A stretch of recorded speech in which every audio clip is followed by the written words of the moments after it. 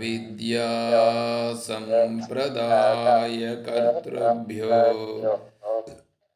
వంశఋషిభ్యో మహద్భ్యో నమో గురుభ్యః. ఓం శంకారూపేణ మచ్చిత్తం పంకీకృతమభూద్యయ కిం కరీయస్య సా మాయా శంకరాచార్యమాశ్రయేత్.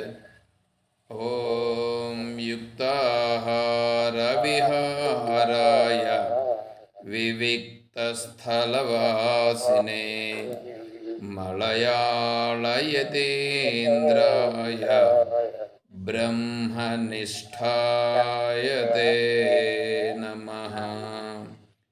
ఓం నారాయణం నమస్కృత్య నరం చైవ నరోత్తమం దేవీం సరస్వతీం వ్యాసం తతో జయముదీరయేత్. ఓం సహనావవతు సహనౌ భునక్తు సహ వీర్యం కరవావహై తేజస్వినావధీతమస్తు మా విద్విషావహై.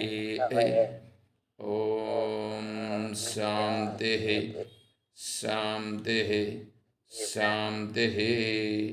హరి ఓం తత్సత్. పరిపూర్ణ పరబ్రహ్మస్వరూపులకు ప్రియాత్మ బంధువులారా, ఓం. ఈరోజు ఆదివారం మనము ఒక టాపిక్, ప్రతి ఆదివారం ఒక టాపిక్ తీసుకుంటున్నాం. అదేవిధంగానే ఇప్పుడు ఈరోజు ఒక టాపిక్. ఏమిటా టాపిక్? ఆదివారం ఈరోజు విషయం ఏమిటి? టాపిక్ ఏంటి? గుణములు. గుణాల గురించి చెప్పాలని చెప్పినారు స్వామీజీ.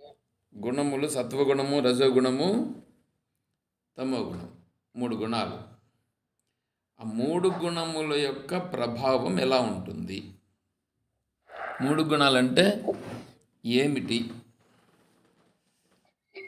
అనేటువంటిది ఇప్పుడు మనం ఆఫ్ చేసి ఆన్ చేస్తాం స్వామీజీ.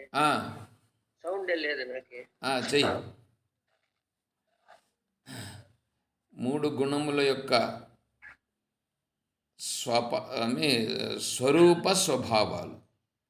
స్వరూప స్వభావం తెలియాలి మనకి. ఆ స్వరూపము స్వభావం తెలిస్తే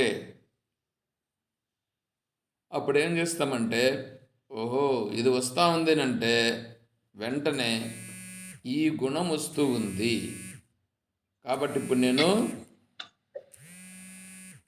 ఈ గుణం వస్తూ ఉంది కాబట్టి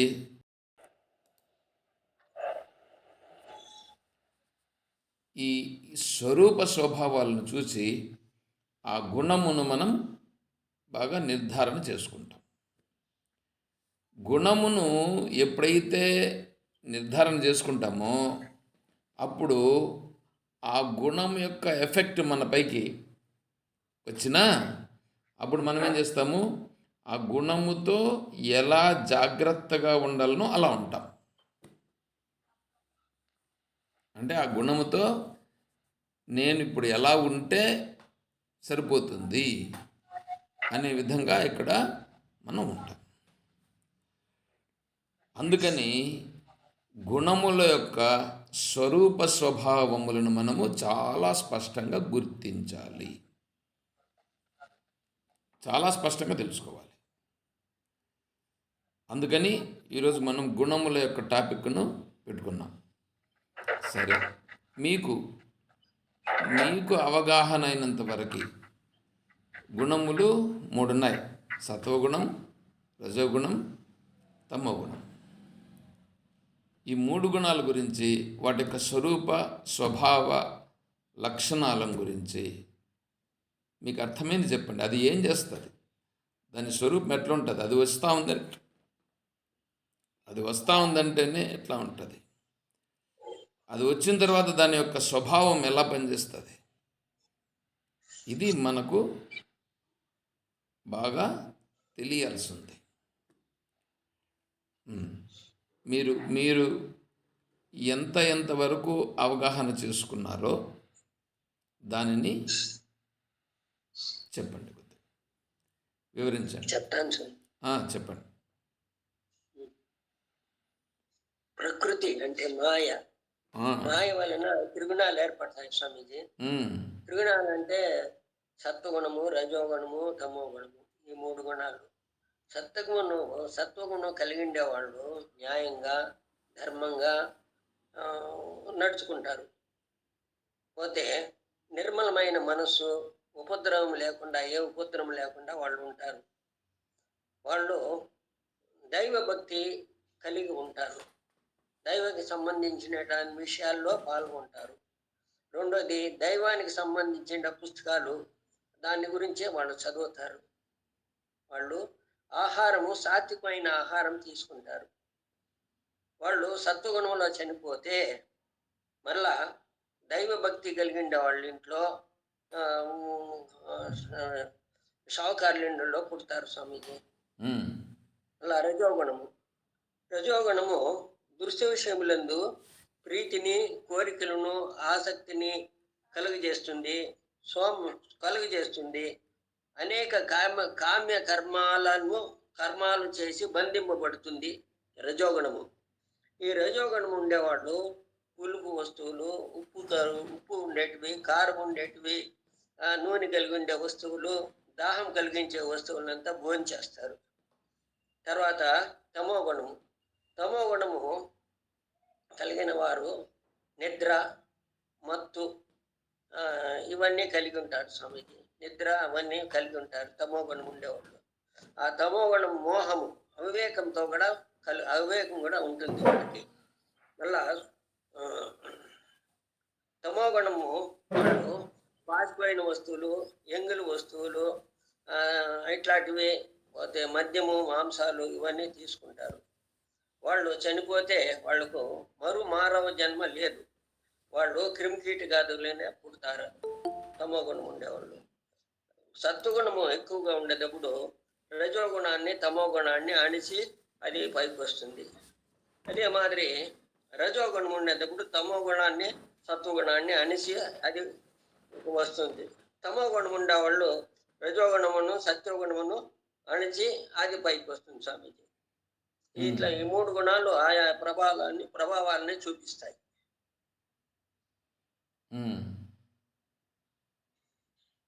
బాగుంది. నెక్స్ట్ ఇంకెవరైనా చెప్పండి. బాగా పరిశ్రమ చేసినారు. ఇంకెవరు చెప్తారు?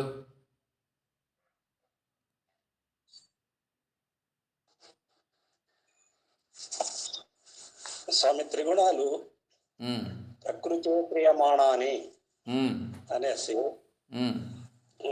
పూర్వ సంస్కారాలను బట్టి మనసుకి త్రిగుణాలు ఏర్పడుతుంది. అది సత్వగుణము నిర్మలమైంది, ప్రకాశమైంది. సత్వము గుణంతో శ్రద్ధ, భక్తి, జ్ఞానం మంచిది అన్నీ అలవడుతుంది. మంచి స్వభావంగా ఉంటుంది. నిర్మలమైన మనస్సు ఏర్పడుతుంది. వాడు అన్నిట్లోనూ ప్రయత్నపూర్వకంగా ప్రయత్నిస్తే మోక్షానికి కూడా మార్గాన్ని ఇస్తుంది సత్వగుణము. రజోగుణం రాగాత్మైంది. అది కోరికలు,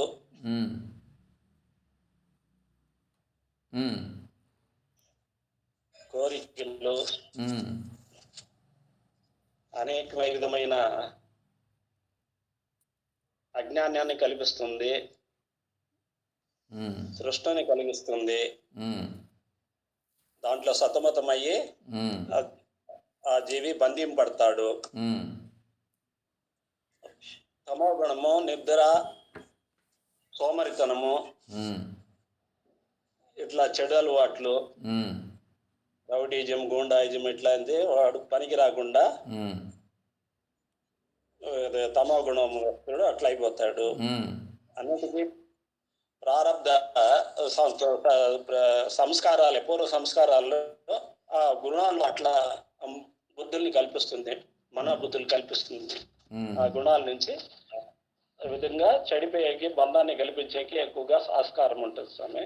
ఉమ్, అది సమాచారము. దాని నుంచి కూడా ఆహారాలు అలవాటాలు అయ్యి అదయ్యి వాళ్ళు చెడు అలవాటు, పులిసిపోయింది ఇట్లాగంతా తిని వాళ్ళు వేరే దీంట్లో మళ్ళా ఏదే క్రిమికీటాలు కప్పుడతారా, ఉమ్, మళ్ళా మానవ జన్మమే మళ్ళా వస్తుందా, అట్లా సత్వగుణానికి మంచి ఇది దొరుకుతుంది, మంచి మానవ జన్మ దొరుకుతుంది. ఉమ్, ఇట్లా చాలా వరకు అన్నీ ఉంది స్వామి, నా నుంచి ఓపికలు చెప్పేకే.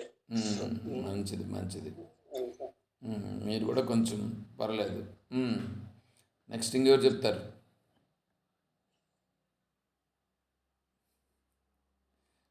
మొదలు పెట్టండి శేఖరెడ్డి గారు.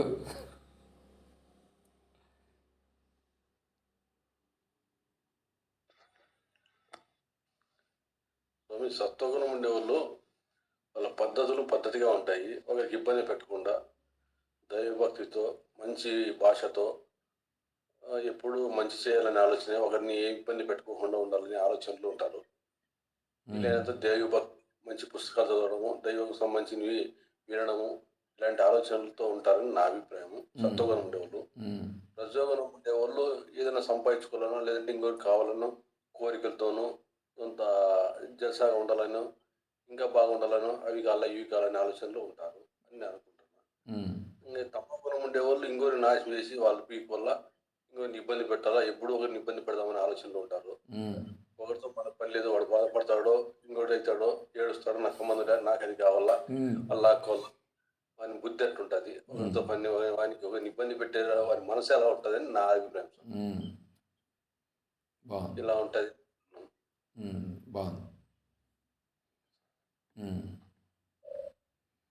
దాస్ గారు. స్వామి, సత్వగుణం ఉన్నటువంటి వాడు శాంతంగా ప్రశాంతంగా ఉంటారు స్వామి. రజోగుణముగా ఉండేవాళ్ళు కోపతాపాలతోనే ఉంటారు స్వామి. తమో గుణంలో ఉన్నవారు నిద్రలోను ఈ యొక్క జ్ఞానం వినాలని కానీ ఏమి ఉండదు స్వామి. ఈ ప్రారంధానుసారము ప్రకృతి క్రియామానాన్ని గుణ కర్మానుసారం ప్రారంధానుసారము వాళ్ళ గుణగుణాలు వానికి ప్రవర్తిస్తుంటాయి స్వామి, వాడిని ప్రవర్తిస్తుంటాయి. 3 గుణాలకు అతీతంగా ఉన్నటువంటి వాడు మోక్షమును పొందుతారు స్వామి. 3 గుణాలకి అతీతంగా ఉండేవాడు గుణాతీతుడు. 3 గుణాలకు అతీతంగా ఉండుటంటే ఎట్లా? సత్వగుణము, రజోగుణము, తమో గుణము 3 గుణములు ఇవి నాకు సంబంధం లేదు, అవి ప్రకృతి చూపిస్తుంది, దాని అనుగుణంగా అవి జరుగుతుంది ప్రారంభానుసారం అని ఉండాలి స్వామి.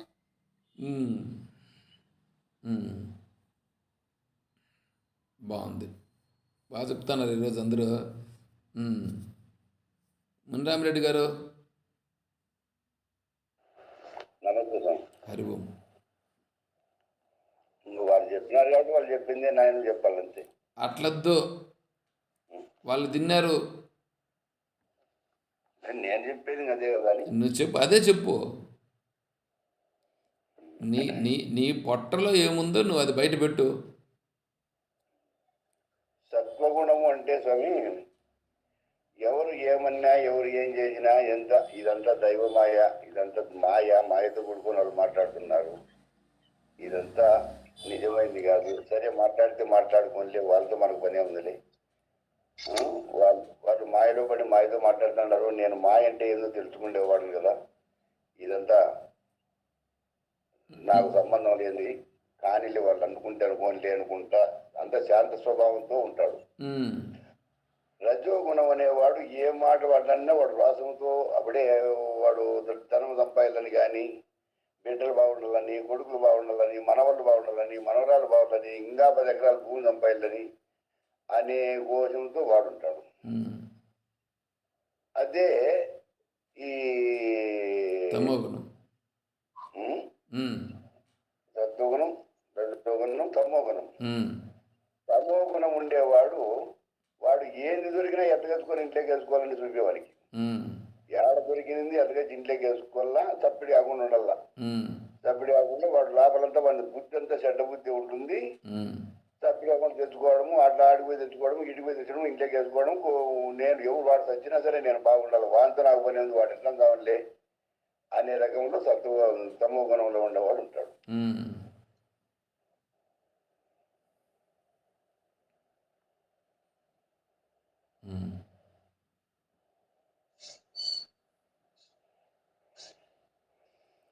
నారమ్మ గారు,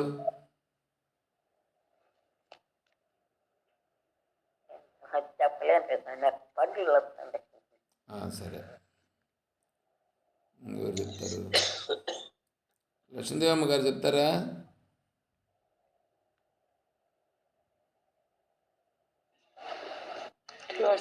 హరి ఓం. ఏం చెప్తాలే స్వామి, వింటాండ. సరే, రేపు వారం చెప్పండి.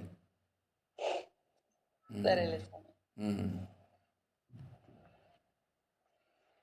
బాబు, నమస్తే స్వామి. హరి ఓం. స్వామి, నా గురించి చెప్తాను. చెప్పండి. నాకు సత్వగుణము, రజోగుణం, తమో గుణం 3 ఉన్నాయని కూడా నాకు ముందు తెలియదు స్వామి. ఒక కొన్ని ఇయర్స్ ముందు స్వామీజీ క్లాసులు, మీ క్లాసులు విన్న తర్వాత అసలు గుణాలు ఉన్నాయి, అవి ఎలా పనిచేస్తాయి నాకు తెలిసి నేను రజోగుణము, తమో గుణం తప్ప సత్వగుణంలో ఉండింది లేదు. ఒక 5 years బ్యాక్, 4 years బ్యాక్. గుణాలు స్వామీజీ క్లాస్ విన్న తర్వాత అధ్యయనం చేస్తూ ఉంటే నాకు తెలుస్తూ వచ్చింది. తెలుస్తూ వస్తుంటే నేను చేంజ్ చేసుకుంటూ వస్తున్నాను. సత్వగుణం అంటే ఏమి, రజోగుణం అంటే తమో గుణం అంటే తెలుసుకున్నాను. రజోగుణం ఇప్పుడు ఎక్కువ, ఇప్పుడు తినే వస్తువులు కానీ, చేసే కార్యాలు కానీ, ఎవరితోనో మాట్లాడుతూ ఉంటే పనికిరాని మాడుకుంటూనే ఉండడము, తింటూ ఉంటే ఏదో స్పైసీ ఫుడ్ తినడము, నాలుగు రుచిగా ఉంటే దానే తినడము, ఇది రజోగుణం అనుకుంటున్నా స్వామి. నేను ఇవే విన్నాను. ఇవి చేంజ్ చేసుకుంటూ నా ఫుడ్ క్వాలిటీ మార్చుకున్నాను. నా ఆరోగ్యం నాకు తెలుస్తుంది స్వామి. నేను చేంజ్ చేసుకుంటే నాలో చేంజెస్ ఏం జరిగినాయి నాలో నేను తెలుసుకోగలుగుతున్నాను. తమో గుణం అంటే ఇప్పుడు ఎక్కువ నిద్రపోవడము, ఫోన్ ఎక్కువ ఏదో పనికిరానివి చూసుకుంటూ ఉండడము, ఇట్లా ఏదన్నా వెళ్ళి చేయాలనుకున్న పని చేయకుండా నిద్రలోనే ఉండిపోవడం, 9 గంటలకు లేవడం, 10 గంటలకు లేవడం, ఇలాగ ఉండడం తమో గుణం అనుకుంటున్నా స్వామి. ఇవి చేంజెస్ చేసుకున్నాను స్వామి. చేంజెస్ చేసుకొని నేను ముందరికి వెళ్తున్నాను. దీంట్లో నాకు డౌట్ కూడా ఏమంటే మళ్ళీ అవి వస్తూ ఉన్నాయి అన్నమాట, అప్పుడప్పుడు వస్తూ ఉన్నాయి.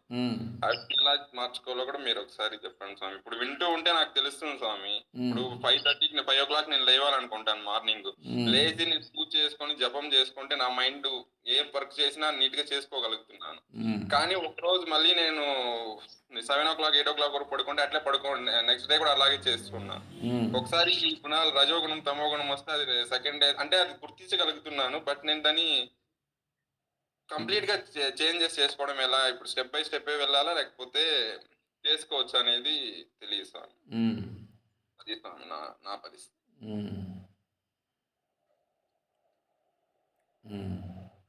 సరే, ఇప్పుడు బాబు గారు వారి యొక్క ఇది అభిప్రాయాన్ని ప్లస్ ఒక క్వశ్చన్ ఇచ్చారు మనకి. దానికి మీరు ఎవరన్నా దానికి ఆన్సర్ చేయగలిగే వాళ్ళు చేయండి, పర్లేదు. దాన్ని ఎలాగా ఇప్పుడు వారు దాన్ని మాడిఫై చేసుకోవాలి?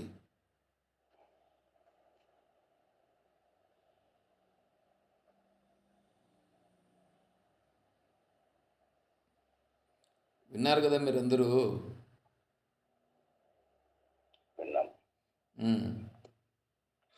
సరే, ఇప్పుడు ఆయన నిద్రపోయేది, లేట్గా లేచేది, వేరేటివి అన్ని ఇట్లా అన్నారు కదా, అవి కొంతవరకు కంట్రోల్ చేసుకోవచ్చు. మనం ఈ టైంకి లేయాలా, ఈ పని చేసుకోవాలా, భక్తి కానీ, ధ్యానం కానీ, యోగా కానీ, లేదంటే పూజ కానీ, ఏదో ఆయన కావాల్సింది, ఆయన రూట్ ఏది ఉంటే అది చేసుకోవాలని పూర్తి క్రమశిక్షణగా పెట్టుకొని మనం అర్లీకి లేచి చెంబడితే అది ఆయన లైన్లోకి వచ్చేదానికి ఈజీ మెథడే.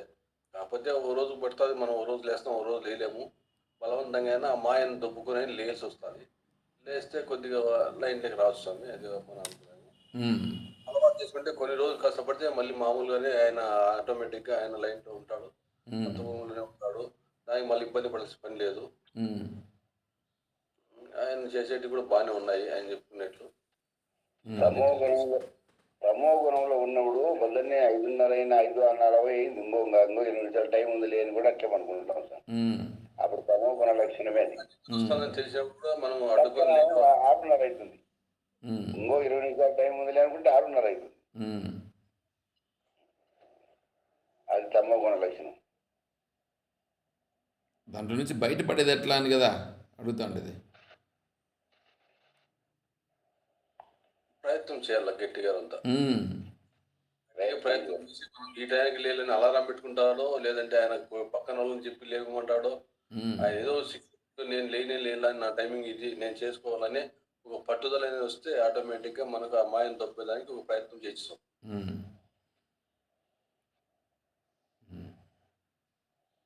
సరే, శ్రీనివాసులు గారు, శ్రీనివాసులు స్వామి చెప్పండి, మీరు చెప్పండి.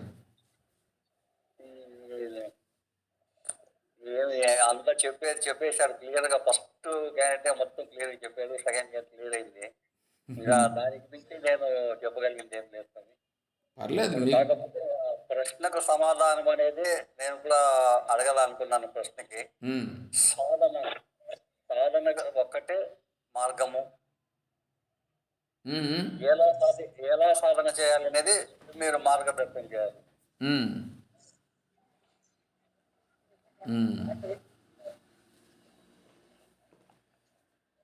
దాస్ గారు, మీరు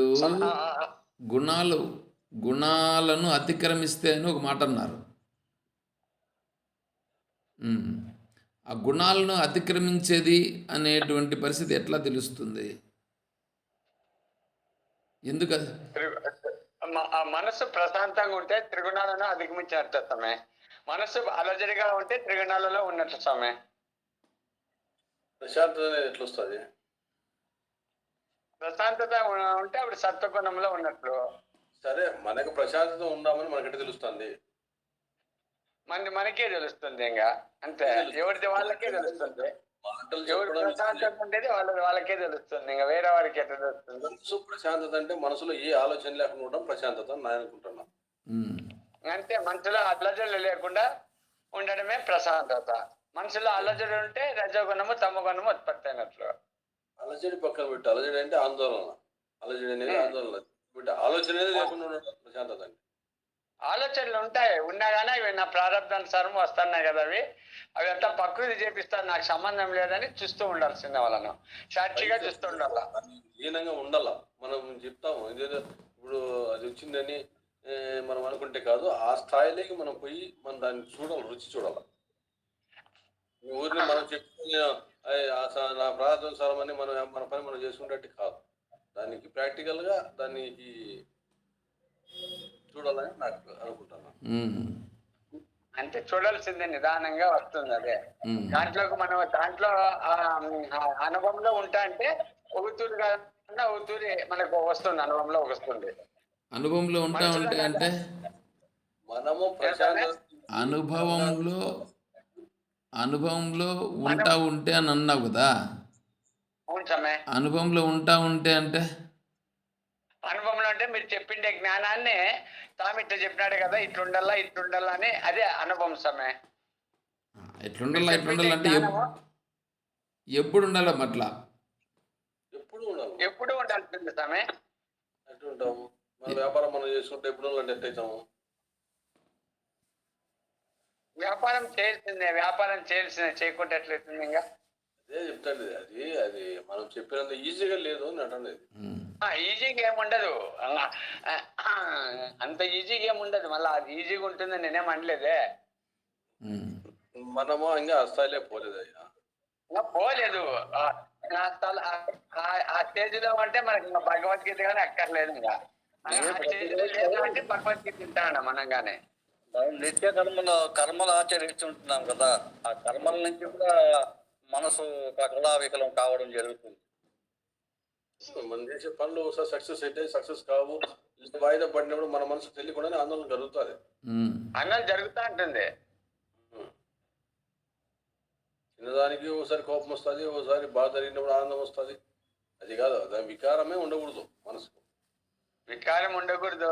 స్వామి చెప్పినది రఘు విషయం గురించి, వ్యాపారము స్వామి మార్నింగ్ క్లాస్ లో చెప్పినాడు, నేను ఇప్పుడు బట్ట వ్యాపారం చేస్తా, శివమాల బట్టలు 2,000 రూపాయలు చెప్తా, వాళ్ళు 800 అడుగుతారు, నేనేం చేయాలా? నష్టానికి ఇస్తే నా సంసారం జరగదు. అట్లుంటుంది మరి, అది కానీ ఉంటుంది. అట్టేటప్పుడు మనం ఏ వ్యాపారం చేయాలంటే ఇప్పుడు 2,000 రూపాయలు 500 అడుగుతారు, 800 అడుగుతారు, 900 అడుగుతారు, 1,000 రూపాయలు అడుగుతారు. మరి నేనేం చేసి వాళ్ళు అడిగినంత మాత్రాన్ని మనకు కోపడేక కాదు, మనం కోపడేకి కాదు. నా వ్యాపారం అంతా ఇదే ఉంది. ఇప్పుడు ఈ సీజన్ లో కనీసం అంటే ఒక 500 మందికి 700 మందికి బట్టలు అమ్ముతా అన్నా. ఇప్పుడు శివమాలలో అయ్యప్పమాలలో అంతా ఇదే. 2,000 రూపాయలు అడిగితే 1,000, 500, 800, 900 ఎంత అంటే అంత ఇస్తా అంటారు. ఇంకెట్లా మెయింటైన్ చేయలేదు లెక్క నేను.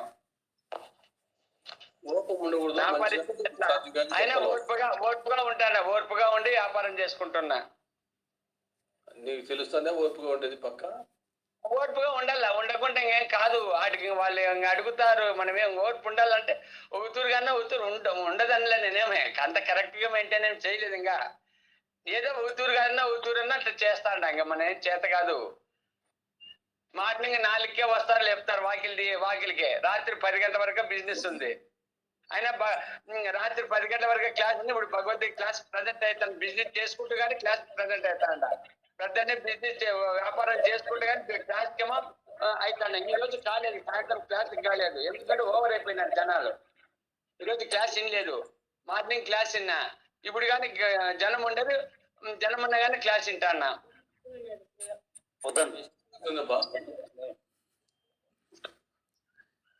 ఏం రెడ్డి గారు చెప్పండి. రెడ్డి గారు ఏంది పొద్దున్నే? ఆయన స్టార్ బాగుంది సార్, ఆయనకు స్టార్ బాగుంది అని చెప్తున్నా. పొద్దున్నే 4 గంటలకే వచ్చి లేపుతారు. వ్యాపారం అంటే మాలలు వేసుకునే దానికి పొద్దున్నే కదా వేస్తారు. సార్ ప్రొద్దున్నే వేసుకుంటారు, 4కే వేస్తారు. వాళ్ళ ఇంట్లో ఏంటో అది ఉంటుంది ఇది ఉంటుందని మన ఇంట్లో నుంచి ఎత్తుకొని పోయి ఆడ మాల వేస్తారు స్వామి. వాళ్ళ ఇళ్ళలో తీసుకోరు. ఇప్పుడు మాల వేసుకునే వాళ్ళు కానీ 90% డ్రింక్ మాస్టర్లు. వాళ్ళతో ఎగాలంటే చాలా బరువైంది. 90% వాళ్ళు ఉంటే 5% కోరికల్లో 5% భక్తిగా ఉండేవాళ్ళు. అంతా ఫుల్ డ్రింకులు వస్తారు అంతా. అది కాక ఆడోళ్ళు వస్తారు వీరికి మాల అయిపోయాలని. ఇప్పుడు పొద్దున్నే కూడా తాగేసి వచ్చి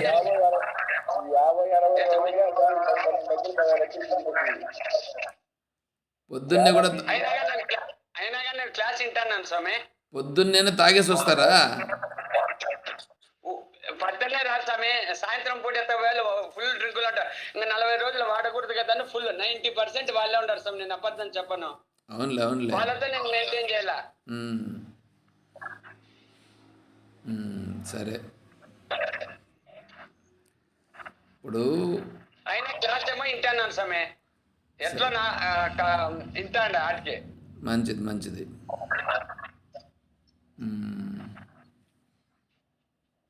ఇంకా ఆగేసి వచ్చి మాల వేసుకుంటారా? ఆగేసి వచ్చి అయ్యప్ప మాల వేసుకుంటారా? వాళ్ళే చేసేదంతా మాల ఎక్కువ. 90% వాళ్ళే ఉండేది.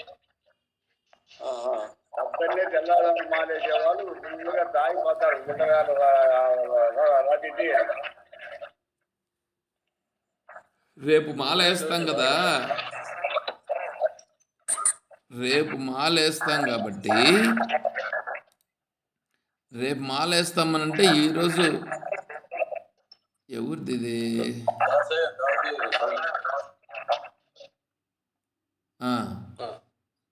దాసు గారిదే కొద్దిగా అది ఫ్యాన్ తిరుగుతూ ఉంటుంది. సరే, ఇప్పుడు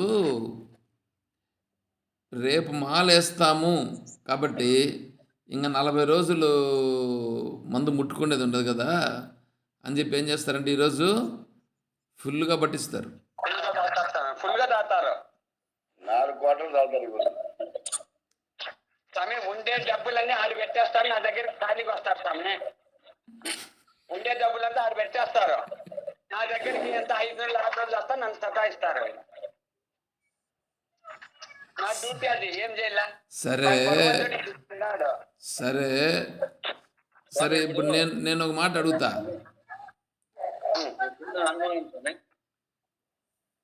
అసలు మీ శిష్యులమైన మేము ఆ, సత్వగుణ సమీపంలో కూడా వచ్చినట్టు కనిపించడం లేదు.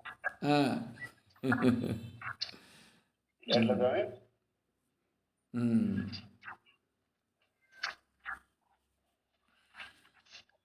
సత్వగుణ సమీపంలోకి కూడా ఇంకా వచ్చినట్లు కనిపించట్లేదు అని అంటున్నారు. మేమైతే ఇప్పుడు సత్వగుణంలోకి ఇంకా రాలేదు. నేనైతే రజోగుణము తమోగుణము పడలో ఉండాలని అనిపిస్తుంది మాకు. ఉమ్. మరి అంత అధ్వానం కాకపోయినా కొద్దికన్నా రజోగుణంలో ఉన్నాం లేకున్నాము. దాని నుంచి ఇంకా జీవించుకొని సత్వగుణంలోకి రావాలని కోరిక. ఉమ్. అది ముఖ్యమైనది ఏంటంటే ఇప్పుడు సత్వగుణం గురించి, రజోగుణం గురించి, తమో గుణం గురించి మీరు దాదాపు కవర్ చేశారు. సత్వగుణంలో ఉండేటువంటి వాళ్ళు, రజోగుణంలో ఉండేటువంటి వాళ్ళు, తమో గుణంలో ఉండేటువంటి వాళ్ళు. అంటే సత్వగుణం అంటే ఎలా ఉంటుంది, రజోగుణం అంటే ఎలా ఉంటుంది, తమో గుణం అంటే ఎలా ఉంటుంది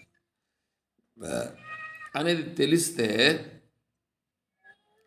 అది తెలిసేది ఎందుకంటే ఆ లక్షణాలు నాలో కనిపిస్తూ ఉన్నాయనంటే అప్పుడు నేను ఆ గుణమునకు లోబడిపోయినాను అని అర్థం. ఆ లక్షణాలు ఇక్కడ నాలో కనిపిస్తున్నాయనంటే ఇప్పుడు నేను ఆ గుణానికి లోబడిపోయినాను. కాబట్టి నేను ఇప్పుడు ఏం చేయాలా? ఆ గుణానికి లోబడిపోయిన నేను ఆ గుణములో నుంచి బయటపడాలి అని ప్రయత్నం చేయాలి. మొట్టమొదటిది గుర్తిస్తే కదా మళ్ళీ దాంట్లో నుంచి బయటపడడానికి ప్రయత్నం చేస్తాం. గుర్తించకుండానే ఉంటే మళ్ళీ ఎట్లా ప్రయత్నం చేస్తాం? కాబట్టి మొట్టమొదటిది గుర్తించుట. గుర్తించాలంటే అదంటే ఎట్లుంటుంది? దాని స్వరూప స్వభావ లక్షణాలు. కాబట్టి ఇక్కడ స్వరూపము అనేటప్పటికీ ఏంటంటే సత్వగుణము అనేటువంటిది సాత్వికం. సాత్వికం అంటే స్మూత్గా ఉంటుంది, ఇతరులను ఇబ్బంది పెట్టకుండా ఉంటుంది.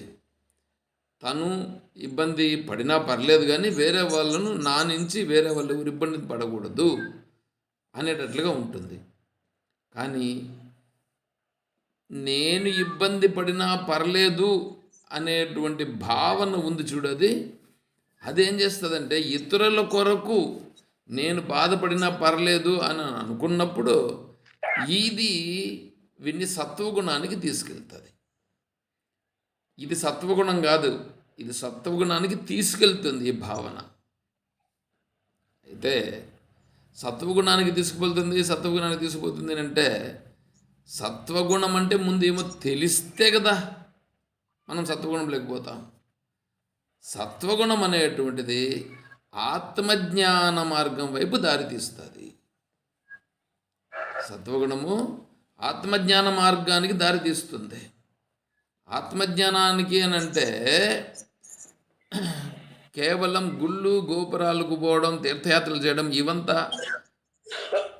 ఇవంతా సత్వగుణానికి సంబంధించినవే. కానీ సత్వగుణం అనేటప్పుడు నువ్వు తీర్థయాత్రలకు వెళ్ళినా, దేవస్థానానికి వెళ్ళినా, దాన ధర్మాలు చేసినా, తపస్సు చేసినా, యజ్ఞము చేసినా, లేదా వ్రతము చేసినా, ఇవన్నీ ఏవైతే ఉన్నాయో దాని వెనకాల ఏ భావన ఉంది, దాని వెనకాల ఏ భావన ఉంది అనే దాన్ని బట్టి ఇప్పుడు నువ్వు చేసిన పని ఏ గుణము అని నిర్ధారణ అవుతుంది. ఇప్పుడు ఉదాహరణకి యజ్ఞం చేస్తున్నావు అని అనుకో. యజ్ఞం ఎందుకోసం చేస్తున్నావు అంటే యజ్ఞము లోక కళ్యాణార్థమే చేస్తున్నాను అన్నాడు అనుకో, ఓకే. అట్లా కాకుండా అంతఃకరణ శుద్ధి కోసం చేస్తున్నాను అన్నాడు అనుకో, ఓకే. అట్లా కాకుండా ఇతరుల పీడనం కోసం చేస్తున్నాను అన్నాడు అనుకో, అది కూడా ఓకే. ఇతరుల పీడ, ఇతరులను హింసించుట లేదా వశపరుచుకునుట లేదా వాళ్ళ యొక్క నాశనము కోరుట, దీనికోసం యజ్ఞం చేయటం. మొన్న ఇంద్రజిత్తు చెప్పాడు కదా, ఆ ఇంద్రజిత్తు చేసినటువంటి యజ్ఞము నికుంబళాదేవికి సంబంధించిన యజ్ఞం. అది మళ్ళీ గుర్తొచ్చింది, ఎప్పుడో గుర్తొచ్చింది. ఇప్పుడు మళ్ళీ సమయం వచ్చింది కాబట్టి ఇప్పుడు మళ్ళీ గుర్తొచ్చింది, అందుకు చెప్తా ఉన్నా. ఎందుకంటే ఆడ ఇతరులను పీడించుట కొరకు చేసేటువంటి యజ్ఞం. ఇతరులను పీడించే కోసం ఏ పని చేసినా అది తమో గుణం అవుతుంది. ఇతరులను పీడించేదా ఉద్దేశం యజ్ఞమే, చేస్తూ ఉండేదేమో యజ్ఞమే, కానీ ఇతరుల పీడ కోసం చేస్తున్నాడు, ఇతరులను ఇబ్బంది పెట్టేదానికోసం చేస్తున్నాడు. అప్పుడు ఆ యజ్ఞం ఏమైపోయింది? తమో గుణం అయిపోయింది. అట్లా కాకుండా యజ్ఞమే చేస్తున్నాడు, లోక కళ్యాణం కోసం చేస్తున్నాడు. లోక కళ్యాణం కోసమో లేకపోతే ఏదన్నా కోరిక తీరుట కొరకో చేస్తున్నాడు. లోక కళ్యాణం కోసం చేయడం అనేటువంటిది కూడా దానిలో వెనకాల ఉద్దేశం ఏమిటి అంటే, లోక కళ్యాణం కోసం చేస్తే దాని ద్వారా వీళ్ళందరూ నన్ను గొప్పగా చూస్తారు అనే ఉద్దేశం వచ్చింది అనుకో, అది రజోగుణం. అట్లా కాకుండా లోక కళ్యాణం అనేది ఏమీ లేదండి అంటే, నేనేమి పెద్ద చేసేవాడిని ఏం కాదు, నా విద్యుక్త కర్తవ్యంగా దీన్ని చేస్తే లోకం కూడా బాగుంటుంది, ఆ దృష్టితో చేస్తున్నాను. కానీ లోకం బాగుంటుందా బాగుండదా అంటే అదంతా దైవాధీనం, కేవలం నేను చేయాలి కాబట్టి చేస్తున్నాను అని చేస్తే సత్వగుణం. తర్వాత అదే యజ్ఞం చేత నేను అంతఃకరణ శుద్ధి కోసం నేను చేస్తున్నానంటే అది నిజమైన సత్వగుణం. అంతఃకరణ శుద్ధి ఎందుకోసం అంటే ఆత్మజ్ఞానం కోసం, కాబట్టి నేను అంతఃకరణ శుద్ధి కోసం చేస్తున్నాను. ఏ పని చేసినా అంటే నిత్య నైమిత్య కర్మలు మాత్రమే. మళ్ళీ కామ్య కర్మలు, నిషిద్ధ కర్మలు, ప్రాయశ్చిత్త కర్మలు అనేటివి వారగా పెట్టేస్తాం. అవి శాస్త్రం అంగీకరించదు, అవి చెయ్యం మనం. ఇక్కడ ఇతను చేసేటువంటి నిత్య నైమిత్తిక కర్మలు, నిత్య నైమిత్తిక కర్మలు అనేటువంటివి ఏవైతే ఉన్నాయో అంటే సంధ్యావందనము, తర్వాత నీ జీవన యాత్ర కోసం నువ్వు చేసేటువంటి ధర్మబద్ధమైనటువంటి కర్మ, ఇవి రెండు. ఇప్పుడు ఇవి నువ్వు ఎప్పుడైతే ధర్మబద్ధంగా నువ్వు ఇవన్నీ చేస్తూ వస్తావో అంటే నిత్య కర్మలను, నైమిత్య కర్మలను నా యొక్క విద్యుక్త ధర్మమని నువ్వు ఎప్పుడైతే చేస్తూ వస్తావో అప్పుడు అది అంతఃకరణ శుద్ధికి దారితీసి అంతఃకరణ శుద్ధి ద్వారా ఆత్మజ్ఞాన విచారణకు దారితీస్తుంది. అందువలన సత్వగుణం అనేటువంటిది నీ భావనలో ఆత్మజ్ఞానం కావాలని ఉంటే సత్వగుణమే ఆత్మజ్ఞాన మార్గం వైపు తీసుకుపోతుంది. నీ భావనలో ఆత్మజ్ఞాన భావన లేదు అని అనుకో, ఒకవేళ సత్వగుణం ఉండినా కూడా సత్వగుణములోనే ఇతను ఉన్నప్పటికీ ఆత్మజ్ఞాన మార్గం వైపుకి తీసుకుపోదు. అంటే నీ భావనలో నేను ఆత్మజ్ఞానము పొందుట కొరకే నేను ఇవన్నీ చేస్తున్నాను అని నువ్వు చేయాల్సి ఉంటుంది. అంతఃకరణ శుద్ధి ఇప్పుడు మొట్టమొదట కర్మ నుంచి కర్మయోగముగా మారాల. కర్మయోగం అని అంటే కర్మకి కర్మయోగానికి తేడా ఏమంటే, కర్మ అనేటువంటిది స్వామి కర్మయోగంకి సత్వగుణంకి ఏమైనా తేడా ఉందా స్వామి? రెండో ఒకటి. కర్మయోగము సత్వగుణము అనేటువంటిది కూడా ఇప్పుడు ఏంటంటే, ఈ కర్మయోగము అని చెయ్యాలా అనేటువంటిది సత్వగుణంలో ఉండేటువంటి వాడికి ఆ ప్రేరణ కలుగుతుంది. సత్వగుణంలోకి వస్తేనే ఈ కర్మయోగంగా చేయాలి అని అనుకుంటాడు మొట్టమొదట. ఇంకోటి ఏంటంటే, రజోగుణ తమో గుణంలో ఉండేటువంటి వాడు కూడా తను ప్రయత్నం చేసి నేను సత్వగుణంలోకి పోవాలా అని అనుకునేటువంటి వాడు కూడా కర్మయోగాన్ని చేయిస్తాడు. కర్మయోగం చేస్తాడనంటే ఈ రజోగుణ తమో గుణములో ఉండేటువంటి వాళ్ళు సత్వగుణంలోకి రావాలి అనేటువంటిది వాడి యొక్క గట్టి ప్రయత్నంతో చేయాలి. గట్టి ప్రయత్నం ఉండాలి. అక్కడ ప్రయత్నం లేకపోతే ఏది చేయలేము. కాబట్టి ప్రయత్నం మనం చేయాల్సి ఉంటుంది. ఈ ప్రయత్నం చేస్తే ఏమవుతుందంటే సత్వగుణంలోకి మనం మారిపోతాం. సత్వగుణంలోకి వచ్చినాము అంటే ఒకటే గుర్తు, ఆత్మజ్ఞాన మార్గం వైపు నేను పోతున్నానా, అంతే. ఆత్మజ్ఞాన మార్గం వైపు నేను పోతూ ఉంటే అప్పుడు నేను సత్వగుణంలో ఉన్నట్లు లెక్క. మిగతా పనులు ఎంత అంటే మిగతా పనులు జీవనయాత్ర కొరకు ఏదైనా సరే అంటే ధర్మబద్ధంగా వ్యవహారం చేస్తూ జీవించడము అనేటువంటిది చేస్తాడు. నిత్యకర్మలు చేస్తాడు, అంటే సంధ్యావందనం చేస్తాడు, తర్వాత ఈ జపమో యజ్ఞమో ఏదో ఒకటి చేస్తాడు, తర్వాత పితృదేవత ఆరాధన ఉంటుంది, ఇంతే. తర్వాత తన జీవనయాత్ర కొరకు తను చేయాల్సిందేదో ధర్మబద్ధమైనటువంటి వ్యవహారం చేస్తాడు. ఇట్లా చేస్తే అప్పుడు అది సత్వగుణంలో ఉన్నట్లు లెక్క. సత్వగుణములో ఉంటూ జీవనము కొనసాగిస్తూ అక్కడి నుంచి నేను మోక్షమును పొందాలి అనేటువంటి దృష్టితో ఈ కర్మలను కూడా చేస్తున్నాడు.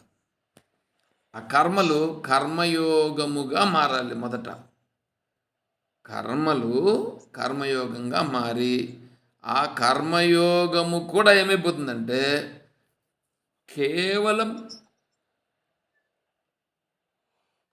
అక్కడ జరుగుతూ ఉండేటువంటిది కర్మగా కాకుండా ఒక లీలగా చేసినట్లు అవుతుంది. దాన్ని క్రియ అని అంటారు. అంటే అక్కడ ఒక దాన్ని ఏంటంటే అద్భుతమైన సన్నివేశంగా అద్భుతమైనటువంటి కర్మ చేసినట్లుగా వీడికి ఆ ఫీలింగ్ వస్తుంది.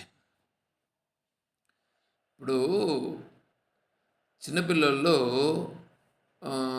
కొంత హైట్ ఎక్కి అక్కడి నుంచి దుముకుతారని అనుకోండి, అక్కడి నుంచి ఎగిరి దుమికి చూపిస్తారు. ఒక అడుగు ఎత్తు ఉంటుంది, ఒక అడుగు ఎత్తుపైకి ఎక్కి వాడు ఏం చేస్తాడంటే ఎగిరి దుముకుతాడు ఇక్కడికి. వాడు ఇప్పుడు ప్రయత్నం చేసి కదా దుముకుతున్నాడు. వాడు దుంకడమే కాకుండా ఏం చేస్తాడంటే పిలిచి చూపిస్తాడు మనకి, నేను దుంకుతాను రా చూద్దురా అని చెప్పి. పోయి వాడు ఒక అడుగు ఉండేటువంటి హైట్ని ఎక్కి అటు నుంచి దుంకుతాడు. అంటే నాకేం కాలేదు చూడు అని వాడు ఇండైరెక్ట్గా చూపించడం. ఇక్కడ ఉద్దేశం ఏంటంటే వాడికి ఇంతకుముందు ప్రయత్నం లేదు, ఇప్పుడు వాడు ప్రయత్నం చేశాడు. ప్రయత్నం చేసి దానిపైకి ఎక్కి దానిపై నుంచి దుమ్మకడం జరిగింది. అదేవిధంగానే ఇక్కడ కూడా మనం ఏం చేయాలంటే ముందు రజోగుణ తమో గుణమును గుర్తించి ఈ రజోగుణం తమో గుణం అనేటువంటి నాలో ఇలా ఉన్నాయి అని గుర్తించి దీనిలో నుంచి నేను బయటపడాలి. దీంట్లో నుంచి నేను బయటపడాలంటే ఏం చేయాలి అంటే రజోగుణ తమో గుణ విషయాలనేటువంటివి వస్తున్నాయంటే వెంటనే గుర్తించేసి దాని నుండి దూరంగా అయిపోవడం, దాని నుంచి దూరంగా అన్నా వెళ్ళిపోవాలా. లేదా రెండో మార్గం ఏంటంటే దాన్ని చూస్తూ ఉండుట, సైలెన్స్. దాన్ని చూస్తూ ఉండడమే, దాన్ని చూస్తూ నిర్వికారంగా ఉండిపోవడం, అంటే సాక్షిగా ఉండిపోవడం. దానికోసం వికారము చెందుట అనేది లేకుండా ఉండిపోవడం. ఇది కష్టం ప్రారంభంలో. అందువల్ల ఏం చేయాలంటే ప్రారంభంలో అక్కడి నుంచి దూరంగా వెళ్ళిపోవాలి కొద్దిగా. అంటే రజోగుణ తమో గుణ వ్యవహారాలు కలిగించేటువంటి వాళ్ళు వస్తున్నారు అంటే వెంటనే అక్కడి నుండి కొద్దిగా తప్పుకోవాలి. తప్పుకుంటే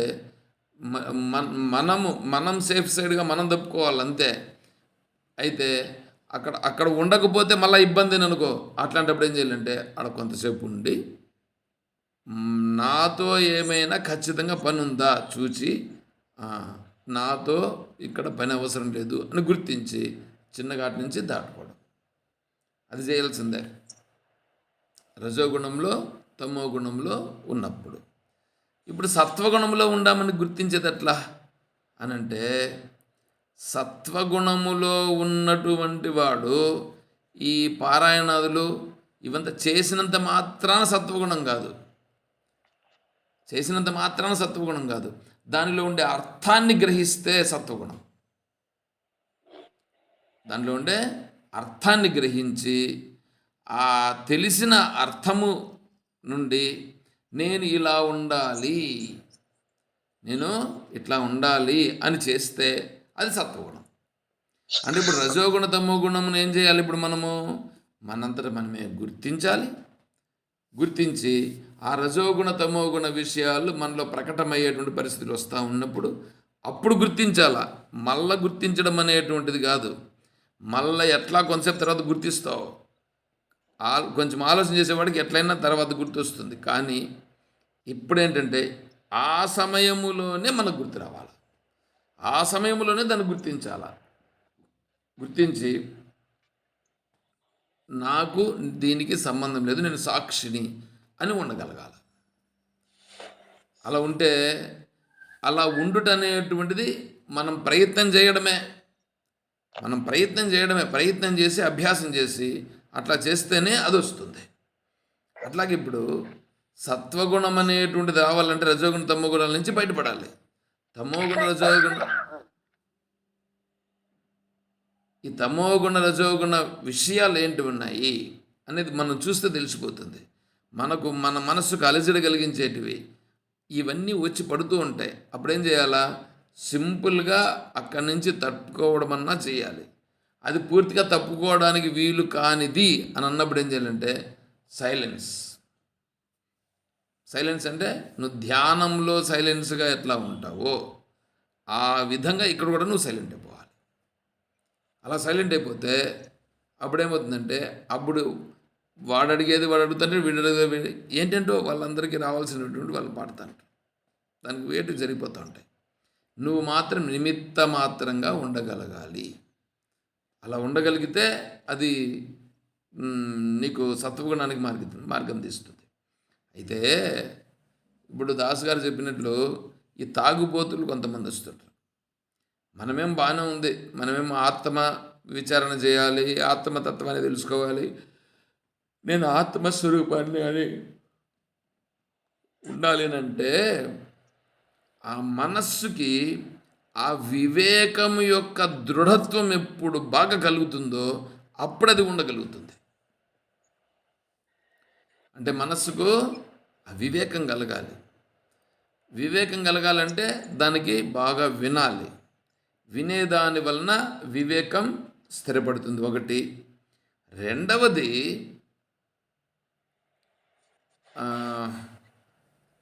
ఆ వివేకం వచ్చినా కూడా ప్రారబ్ధాన్ని అనుసరించి ఈ బయట ఉండేటివన్నీ వచ్చి మన నెత్తిన పడిపోతుంటాయి. ఆ నెత్తిన పడిపోయినప్పుడు ఏమంటే ఆ విషయాలు ఎట్లొచ్చి పడతాయో తెలియదు, కానీ ఎట్లా వచ్చి పడిపోతాయి, మనల్ని ఇబ్బంది పెడుతుంటాయి. అప్పుడు మనం చేయాల్సిన పని ఏంటంటే, సరే ఇది వస్తూ ఉంది, దీని ప్రభావం ఇట్లుంది అని గుర్తించి దానితో కలిసిపోకుండా ఉండుట. దాంట్లో కలిసిపోకుండా ఉండాలి. అంటే కలిసిపోకుండా ఉంటే అవన్నీ కూడా జరుగుతాయి కదా అంటే జరుగుతాయి, నీకు ఇబ్బంది పెడతాయి. నీకు ఇబ్బంది పెట్టినా కూడా సరే జరగని, ఏం జరుగుతుందో జరగని అని ఉండగలగాలి. అప్పుడు అది వివేక జ్ఞానముతో ఉండాలి. అది అంటే ఆత్మానాత్మ వివేక జ్ఞానముతో నువ్వు ఇప్పుడు అక్కడ ఉండాలి. అట్లా ఉంటే ఏమవుతుందంటే అది తొందరగా పరిపక్వమై ఆ విషయం అనేటువంటిది క్రమంగా తగ్గిపోతుంది. అలా తగ్గాలనంటే నువ్వు ఇక్కడ ఆత్మ ధ్యానము, ఆత్మ విచారణ, అనాత్మ విచారణ మూడింటిని చేయాల్సి వస్తుంది. అంటే మీ ఆత్మ అనాత్మ విచారణ చేయాలి. అనాత్మ స్వరూపమేమో నశించేది, ఆత్మస్వరూపమేమో నశించినది. ఇప్పుడు నేను ఇక్కడి నుంచి బస్ స్టాండ్లోకి విన్నాను, ఇక్కడ నుంచి బస్ స్టాండ్లోకి పోయినాను అంటే కేవలం శరీరం పోతుందా? శరీరం పోలేదు. అంటే వెనకాల ఆత్మ కూడా ఉండిపోయింది. అంటే ఆత్మ యొక్క సాన్నిధ్యంలో ఈ శరీరం పనిచేస్తూ ఉంది అని అర్థం. ఇప్పుడు దీన్ని మనం గుర్తించగలగాలి, గుర్తించి అలా సైలెన్స్గా ఉండగలగాలి. అలా ఉండుట అనేది చేస్తే క్రమంగా నీకు సత్వగుణానికి పోయేదానికి మార్గం ఏర్పడుతుంది. సత్వగుణంలో ఉండాలని ఎట్లా చెప్తాం అని అంటే, ఈ సత్వగుణములో ఉండేటువంటి వాళ్ళు ఎవరైతే ఉన్నారో, ఈ సత్వగుణములో ఉండేటువంటి వాళ్ళు ఖచ్చితంగా మీరు చెప్పినట్లు దైవారాధన అంతా బాగానే ఉంటుంది. దానికంటే గొప్పదైనటువంటిది ఏమిటంటే ఇక్కడ శాస్త్రమును శ్రవణం చేయుట. శాస్త్రాన్ని శ్రవణం చేయాలి. ఆ శ్రవణం చేసేది ఒకటి. రెండవది ఏమిటంటే బయట ఉన్నటువంటి విషయాలు ఏవైతే ఉన్నాయో వాటిని సాక్షిగా ఉంటూ చూచుట. నేను సాక్షిని అని గ్రహించి అప్పుడు సైలెన్స్గా ఉంటే అది కొంతసేపు ఉండిపోతుంది, అది ఎగిరిపోతుంది. అయితే మనం సైలెన్స్గా ఉండుట అనేటువంటిది మనం చేయాలి. ఆ సైలెన్స్గా ఉండుట అనేటువంటిది నువ్వు చేయాలంటే ఆ సమయంలో నీకు రావాలంటే శాస్త్రజ్ఞానం ఉండాలా. రెండవది ఈ అభ్యాసం ఉండాలా. ఏం అభ్యాసం ఉండాలా? ఈ దాన్ని ఏమంటున్నారు, ప్రాణాయామం చేసి మనస్సును కొంచెం అలర్ట్ చేసి నిర్మలంగా కూర్చొని ఆత్మభావనతో ఉండుట. ఇది చేసినావు అనుకో, నీకు నీ మనస్సుకు కలిగినటువంటి పీడ, ఈ బాధలు ఏవైతే ఉన్నాయో దానికి పరిష్కారం ఇక్కడ లభిస్తుంది. అట్లా లేకుండా ఇంకా రెండవది వచ్చేసి ఏంటంటే, రెండవది ఆ విషయం ఉంటుంది. ఆ విషయాన్ని ఖచ్చితంగా మనల్ని బాధించేదానికే వచ్చింది, నా కర్మానుసారంగా బాధించేదానికి వచ్చింది. ఇప్పుడే నీ యొక్క తెలివితేటలు, నీ యొక్క శాస్త్రజ్ఞాన విచారణ బలము, ఈ శాస్త్రం యొక్క ప్రభావం అంతా అక్కడ పనిచేయాలా. ఎక్కడ? ఆ విషయం వచ్చిందిగా, ఆ విషయం వచ్చినప్పుడు ఆ విషయంతో నేను ఎలా ఉండాలా? ఆ విషయంతో కలిసిపోవాలనా లేకపోతే ఆ విషయంతో దూరంగా ఉండాలనా? విషయాన్ని పూర్తిగా విడిచిపెట్టడం కుదరదు, అట్లాగని విషయంలో దూరుకుపోవడం జరగదు. ఇప్పుడు నేను విషయముల కంటే ఉండుట కంటే ఆ విషయం ఏదో కర్మ చేయడం అనేటువంటిది చేస్తున్నా కూడా నేను దేనికి సంబంధం లేదనేటువంటి ఆత్మానాత్మ వివేక జ్ఞానం అనేటువంటిది బాగా పడితే అప్పుడు ఇక్కడ అనాత్మ యందు ఈ కర్మలు జరుగుతున్నాయి. నేను కర్మ చేసేవాడని కాదు, చేపించేవాడని కాదు. భగవద్గీత కూడా ఇదే చెప్తా ఉంది. భోక్తారం యజ్ఞ తపసాం సర్వలోక మహేశ్వరం అని భగవద్గీత కూడా చెప్తూ ఉంది. కాబట్టి అన్నింటికీ భోక్త, అన్నింటిని అనుభవిస్తూ ఉన్నటువంటిది పరమేశ్వరుడే కానీ నేను కాదు అనేటువంటిది బాగా మనం వివేక జ్ఞానంతో తెలుసుకోవాలి. వివేక జ్ఞానంతో తెలుసుకోవడం ఒకటి. రెండవది, నేను మోక్ష మార్గంలో వెళ్ళాలి కాబట్టి నేను సత్వగుణంలోకి వెళ్ళాలి అనేటువంటిది రెండో నిర్ణయం. ఈ సత్వగుణంలోకి వచ్చిన తర్వాత దీనిని నువ్వు శమ దమాదులతో నువ్వు నిర్మలంగా ఉండుట. ఆ నిర్మలంగా ఉండుట అనేది ఎట్లా వస్తుంది? శమదమాదులతో వస్తుంది. శమదమాదులని మనము మన జీవితంలో మనము అభ్యాసం చేస్తూ ఉంటే అప్పుడు వస్తుంది. కాబట్టి మన జీవితంలో మనం చేయాల్సింది ఏంటంటే, మనం చేసే కర్మలు ఏవైతే ఉన్నాయో వాటిని నిత్య కర్మలుగా చేయుట. నిత్య కర్మలుగా చేస్తే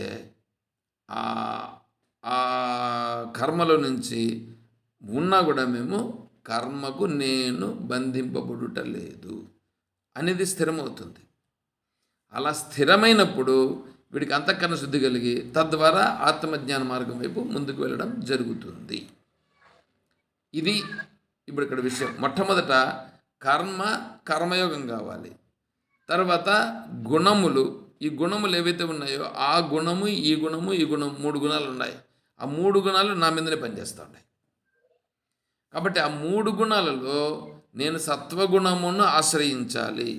సత్వగుణాన్ని ఆశ్రయించడము అంటే ఖచ్చితంగా భగవద్భావనలో ఉండుట. భగవద్భావనలో ఉండుట. ఇప్పుడు దేవాలయానికి వెళ్ళినా కూడా భగవద్భావంతో ఉంటాడు. ఇంకా అహం బ్రహ్మాస్మి బ్రహ్మైవాహమస్మి అని అంటాడు. దేవుని కూడా నమస్కారం చేస్తాడు. నమస్కారం చేసినా నేను సాక్షిని అనే భావనతో నమస్కారం చేయాలి. అలా చేయగలిగితే వాడు క్రమంగా అంతఃకరణ శుద్ధి కలిగి తద్వారా వాడు బాహ్య ప్రపంచం నుండి బయటపడిపోయి వీడు స్వరూపానికి దగ్గరైపోతూ వస్తాడు. ఇది సింపుల్గా ఒక చిన్న సాధనను చెప్పుకున్నట్లయింది మనం. ఇది అర్థమైందా మీకు? అర్థమైంది సార్.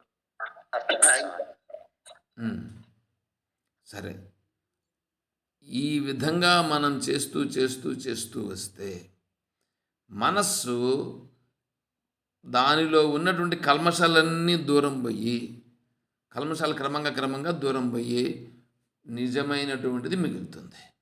ఆ నిజమైనటువంటిది మిగిలేదాని కొరకే మనం ఈ వ్యవహారం అంతా కూడా కర్మయోగం అవుతుంది. తర్వాత నిత్య నైమిత్తిక ప్రాయశ్చిత్త కర్మలు. ఆ ప్రాయశ్చిత్త కర్మలను వరగబెడితే నిత్యకర్మ నైమిత్తిక కర్మ. ఆ నైమిత్తిక కర్మ అనేటువంటిది కూడా నెలకు ఒకసారి చేయాల్సి వస్తుంది. నిత్యకర్మ మాత్రం రోజు చేయాల్సి ఉంటుంది. ఇది వీడు చేయాల్సినటువంటి పని. తర్వాత జీవనయాత్ర కోసము నువ్వు ఇతరులను ఇబ్బంది పెట్టకుండా, మోసం చేయకుండా ధర్మ మార్గంలో ప్రయాణం చేయుట. నైమిత్తిక కర్మ ఎట్లా తెలుసా? నైమిత్తిక కర్మ అంటే పితృదేవతలకు తర్పణాలు ఇచ్చి పెట్టడం. అమావాస్య రోజు. అవును. స్వామి, ఇప్పుడు ఇంకోటి వినిపిస్తోంది ఈ మధ్యకాలంలో. చెప్పండి. త్రాటక సాధన కూడా మనిషిని ఏకాగ్రత వైపు నడిపిస్తుంది. ఏంట నిజమేనా? ఇది ఏమి సాధన? త్రాటక సాధన. త్రాటక అంటే వాళ్ళు ఏమంటున్నారంటే, కర్ణాటకలో త్రాటక అంటే ఏదన్నా ఒక వస్తువును ఒక డాట్ను ఏదో ఒక దాన్ని ముందు పెట్టుకుని దానినే తప్ప వేరే ఏమిటిని చూడకూడదు, అబ్జర్వ్ చేయకూడదు. అలా అభ్యాసం చేయండి రోజుకు 5 నిమిషాలు అనేది బిగిన్ చేశారు. అది ఏకాగ్రత పైన మనసు గురించి నిలబెట్టడానికి అవకాశం ఉంది. నిలబడదు. ఎందుకంటే వీడికి మనస్సులో ఆ కోరికల యొక్క బలం ఉంది. మనస్సులో కోరికల బలం ఉండే కారణం చేత ఇప్పుడు నువ్వు ఒకవేళ అట్లా చూస్తూ గమ్మున కూర్చున్నా కూడా, మనస్సును బయట పొందకుండా కూర్చున్నా కూడా, ఆ బయట కూర్చున్నంతసేపు అంతసేపు ఉంటుంది నీకు.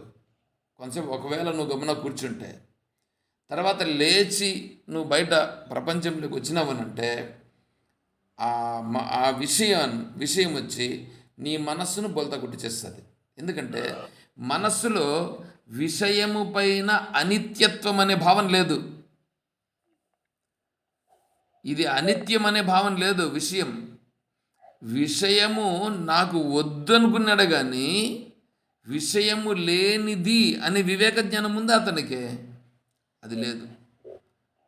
విషయము లేనిది అనేటువంటిది జ్ఞానం ఎప్పుడు కలుగుతుందో వీడికి, అప్పుడు లేని దానికి మనం ఎందుకు పోవాలి అని వీడే సైలెంట్ అయిపోతాడు. అంటే ఇప్పుడు మనకు కావాల్సింది ఏంటి? ఆ విషయ జ్ఞానము అది ఎట్లా కలుగుతుంది అని తెలుసుకోవడం. అందుకే నేను నిన్నంతా నిన్న మొన్న 2 రోజులు దాని గురించి చెప్పుకొని వచ్చినాను. కాబట్టి ఇక్కడ మనకు ఏదైతే మనస్సులో ఉన్నాయో ఆ మనస్సులో ఉండేటువంటివే పైకి వచ్చి పడుతున్నాయి. పైకి వచ్చి పడుతూ ఉండేది మనస్సులో ఉండేటివే. కాబట్టి నేను ఇప్పుడేం చేయాలా? ఆ బయట నుంచి వచ్చేటివి మనస్సులోటివే, ఈ మనస్సులో ఉండేటివి కూడా మనస్సువే. ఇవి రెండింటిని కూడా ఏం చేయాలంటే తన వశంలో పెట్టుకొని నిర్మలంగా సైడ్కి వచ్చేసి నిజమైనటువంటి శాస్త్ర పద్ధతిని పట్టుకొని ఆ మార్గంలో ప్రయాణం చేయడం. అలా చేస్తేనే వీడు సత్వగుణానికి దారి తీస్తుంది. లేకపోతే సత్వగుణానికి దారి తీయదు. మనస్సులో ఉండే సంస్కారాలు పోవాలి. మనస్సులో ఉండే సంస్కారాలు పోకుండా పైన ఎంత ఎంత ఎంత ఎంత తీసేసినా కూడా అది సంస్కారాలు పోయినట్లు కాదు. అందువలన వాడు తదేకమైనటువంటి దృష్టితో చూసినప్పటికీ కొంతసేపు మనస్సు నిలుస్తుందే కానీ మళ్ళీ నిలవదు.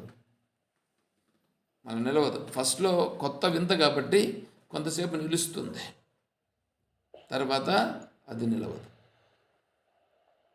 కానీ ఇంకోటి ఈ మధ్య ఒక విషయం ఏమంటే, శృంగేరి సరస్వతి పీఠం విధుశేఖర బాధితం వారు తన ఉపన్యాసంలో ఒక వాక్యం అన్నారు. హలో, చెప్పండి ఏమన్నారు? ఆయన ఏమన్నారంటే, ఆయన ప్రసంగంలో వేదాలు ఉపనిషత్తులు మొత్తంలో ఉన్న సారాంశం అంతా రెండు, ఒకటి సేవ, రెండు విగ్రహారాధన అన్నారు సార్. దాన్ని స్వీకరించేదానికి మనసు ఒప్పుకొని వచ్చేసాను. అవును. ఎందుకంటే ఇప్పుడు శృంగేరి పీఠం ఉన్నది కదా, శృంగేరి పీఠం ఏంటంటే వాళ్ళు జ్ఞానమును బోధించుట అనే దాన్ని దృష్టిలో పెట్టుకోవట్లా. జ్ఞానమును బోధించుట అనే దానికంటే ముందు వీళ్ళను ధర్మ మార్గములో నడిపేటట్లుగా చేద్దామనే వాళ్ళ దృష్టి ఉంటుంది. ధర్మ మార్గములో నడుపుట అనేటువంటి దానిపైన దృష్టి పెట్టినప్పుడు ఏం చేస్తారంటే ఇక్కడ విగ్రహారాధన చేయడం, సత్యాన్ని పలకడం, మనము ధర్మంగా ఉండుట, ఇవే చెప్తారు. కానీ ఆత్మానాత్మ వివేక జ్ఞానములోనే నిరంతరము ఉండాలి అనేటువంటిది చెప్పరు.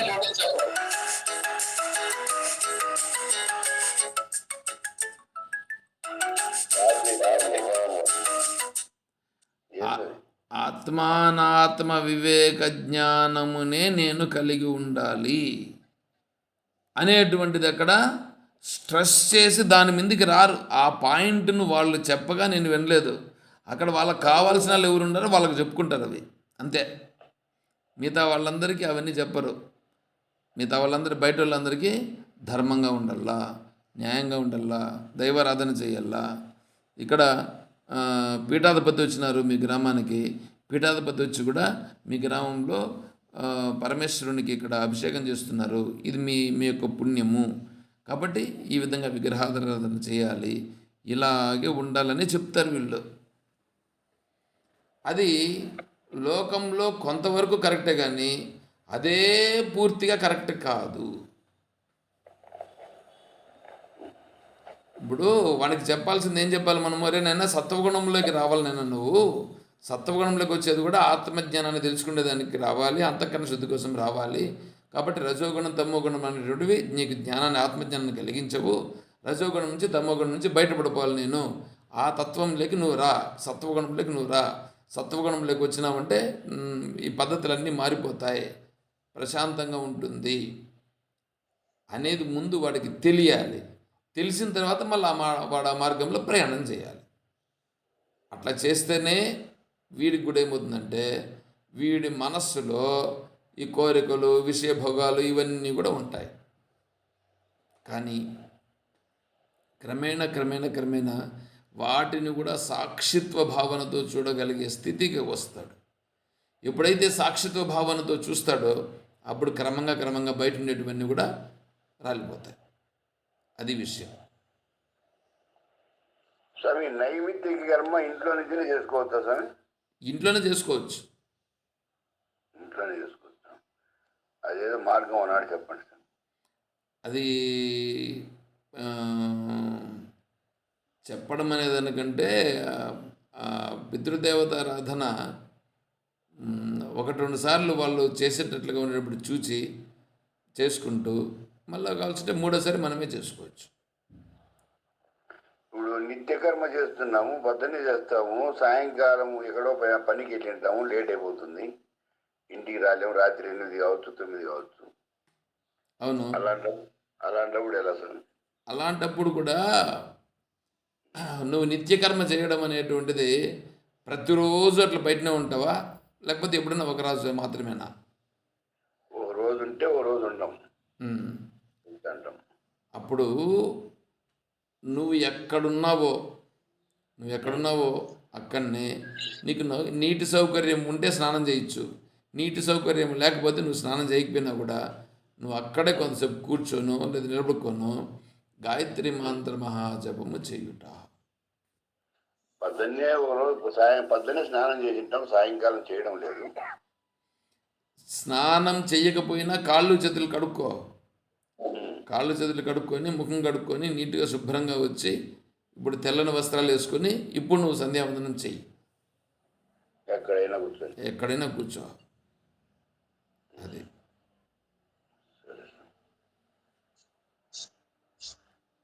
మనస్సులో సంస్కారాలు పోయేదానికి చేసేటువంటి ప్రయత్నమే ఇక్కడ యజ్ఞమును చేయడం, ఇవంతా ఉండడం. యజ్ఞమును చేయుట అనేటువంటిది ఏందేందో చేసుకుంటూ వీడు మనసులో మళ్ళీ కోరికలు బాగా పెట్టుకొని పెంచుకున్నాడు అనుకో, అప్పుడు వాడు చేస్తూ ఉండేటువంటిది కర్మయోగం కాదు, దాని నుంచే జ్ఞానం రాదు. వీడు అట్లా లేనందువల్ల వీడికి ఏమీ రాదు. అది విషయం. కేవలం మనస్సులో స్పష్టంగా క్లారిటీగా ఉండుట, అది ఆత్మజ్ఞానం. నీకు క్లారిటీ ఉంటుంది ఏదైనా సరే. అంతఃకరణ శుద్ధి కోసం చేయడం. అవును, అంతఃకరణ శుద్ధి కోసం చేస్తే దాని తర్వాత పై స్థాయిని గురించి చెప్తున్నాను నేను. అది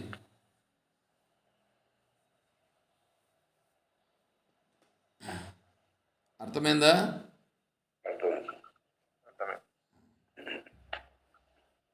శ్రీనివాసులు స్వామి అర్థమైందా?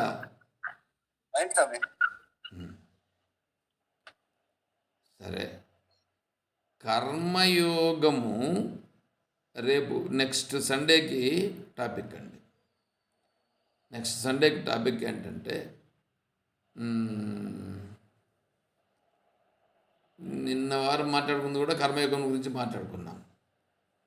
ఇంక నెక్స్ట్ వచ్చే ఆదివారానికి కూడా టాపిక్ నిష్కామ కర్మయోగం. నిష్కామ కర్మయోగము.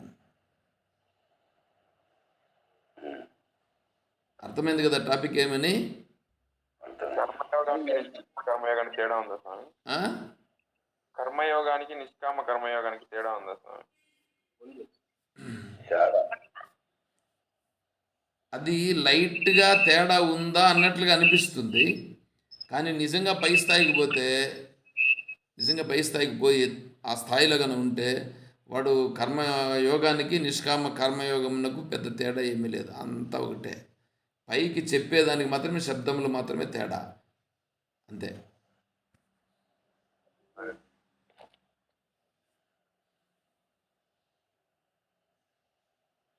సరే, ఇంకెవరికైనా ప్రశ్నలు ఏమైనా ఉన్నాయి దీంట్లో?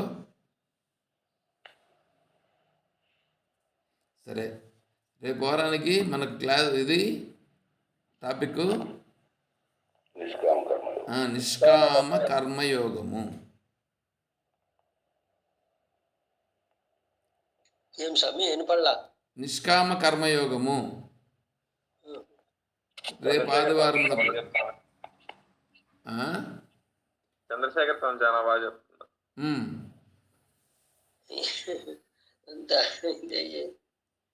నిష్కామ కర్మయోగం. నిష్కామ కర్మయోగం గురించి రేపారం చెప్పాలనా? అవును, అదే టాపిక్. శ్రీనివాసులు స్వామి మీకు అర్థమైందా? సరే, టైం అయింది, ఎక్కువైపోయింది కూడా, నిలుపుదాం ఈ రోజుకి.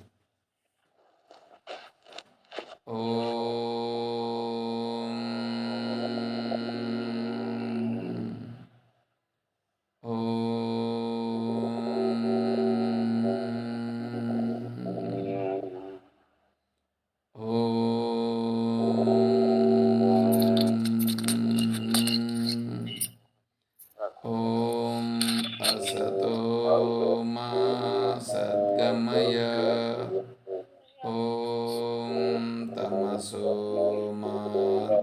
शान्तिर्गमय ॐ मृत्योर्मा अमृतं गमय ॐ शान्तिः शान्तिः शान्तिः हरिः ॐ तत्सत् ॐ सर्वं श्री सद्गुरुचरणारविन्दार्पणमस्तु ओम जय बोलो श्री कृष्ण परमात्मा की